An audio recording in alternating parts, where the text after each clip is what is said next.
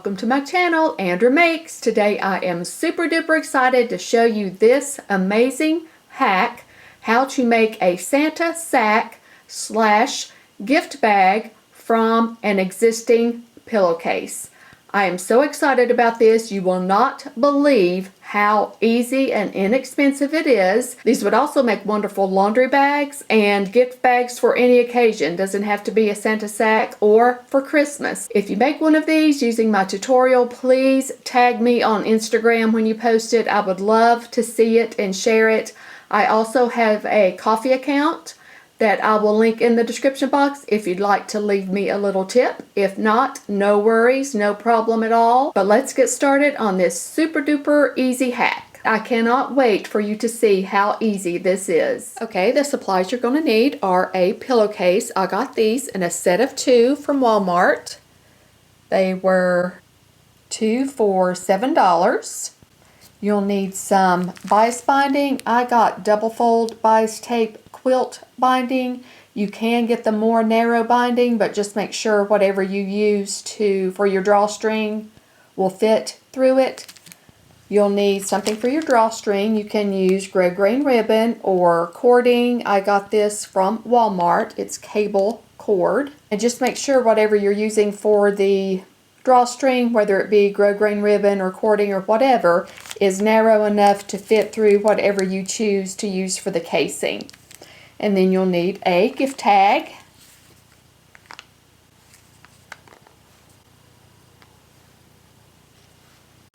You'll also need a seam guide or a ruler, something to measure with, and a marking utensil that's safe for fabric. So let's get started. You'll want to cut 2 strips of your bias binding the exact width of your pillowcase.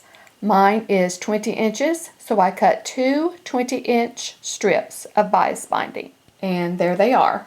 What you want to do for each strip, this is how it comes off the package. Open it up like this.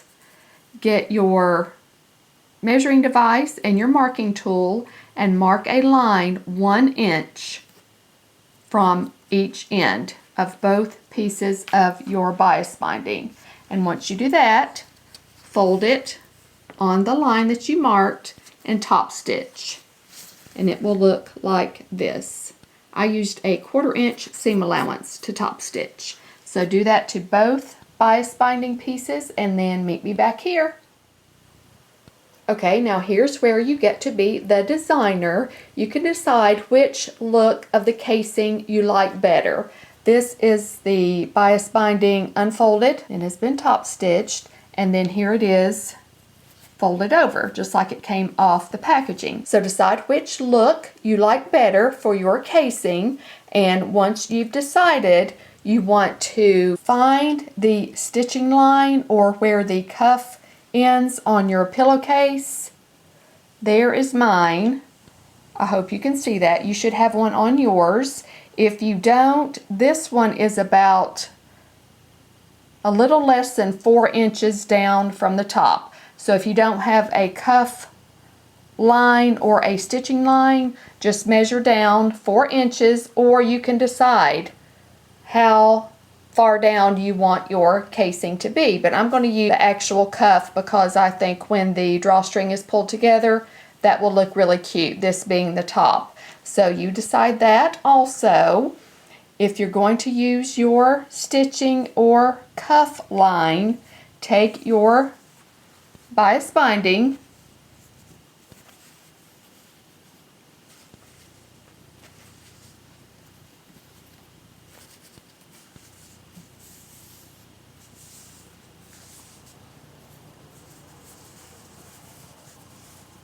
and line the top edge of your bias binding up with either your stitching line or your cuff line. And you can find the center by folding your bias binding in half and making a crease, and then folding your pillowcase in half and making a crease. Or you can just eyeball it, which is what I'm doing. You should have roughly 1/2 inch on each end. So line that up nice and straight with your stitching line or your cuff or the line you drew if you didn't have either of those, and then top stitch across the top edge, back stitching at the beginning and end, and then top stitch along the bottom edge, back stitching at the beginning and end. Do not stitch these short ends up and down like this, just your long edges. So do that to both pieces, one on each side of your pillowcase.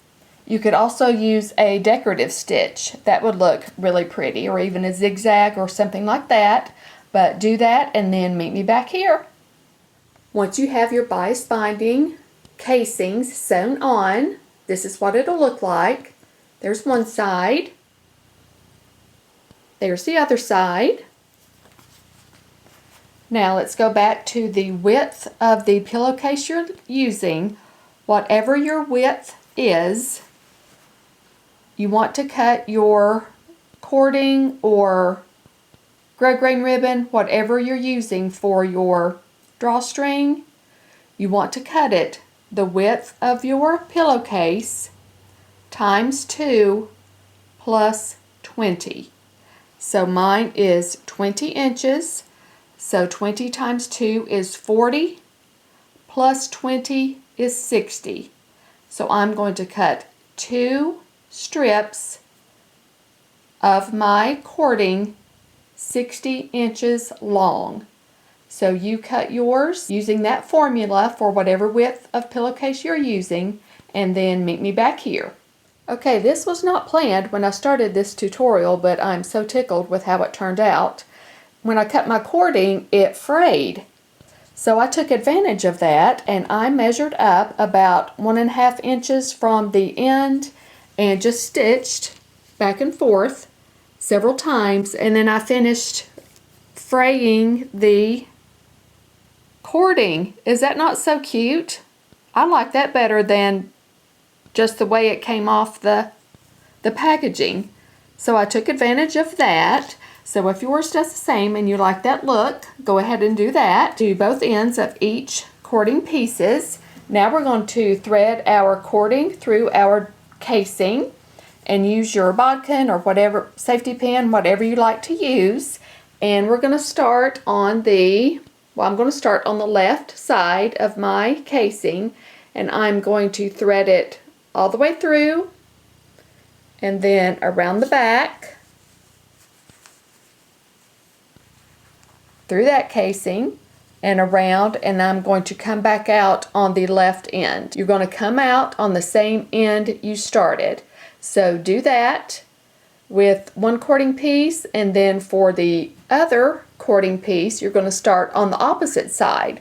So I'm going to start running my other piece of cording through the right side and go all the way through, and then around the back, and then I'm going to come out on the right side, the same side I started on. So do that with both your cording pieces and then meet me back here. Okay, I've just done one, and I want to stop here and show you what I was talking about so you can see what it looks like. I started on the left side and I threaded my cording through the casing around and then through the back here, and then I came out the back on the other side. So I have one piece of cording and both ends are coming out the left side. So now I'm going to do the same for the right side. I'm going to start here and go around, go through and around the back, and I will come out on this side.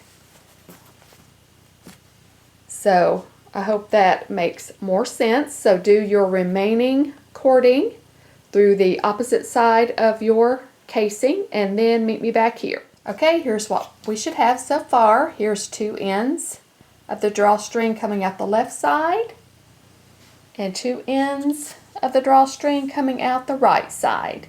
Now you want to use both ends, treat them as one piece, and tie a knot in this and tie a knot in this. So do that and meet me back here. Okay, this is what it should look like. There's a knot And there's a knot. And now you're finished with your Santa sack hack / drawstring gift bag using a pillowcase. And then tie on your gift tag and you are ready to go. Let me know if you have any questions. I'll be happy to help. Thanks so much for watching. See you next time. Bye!